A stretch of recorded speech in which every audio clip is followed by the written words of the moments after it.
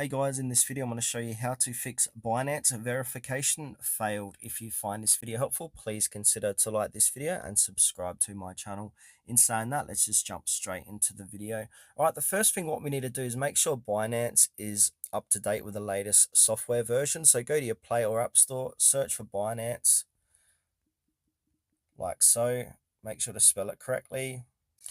And then as you can see, it is currently installed and it says open. So if it says open, that means you have got the latest version of Binance installed on your mobile device. If it says update, go ahead and update.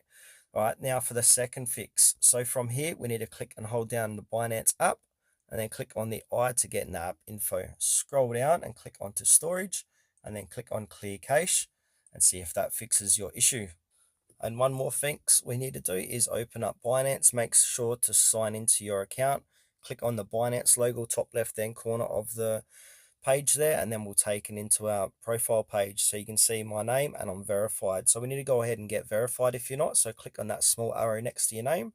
Where it says verifications, click onto that and then go through the verification process.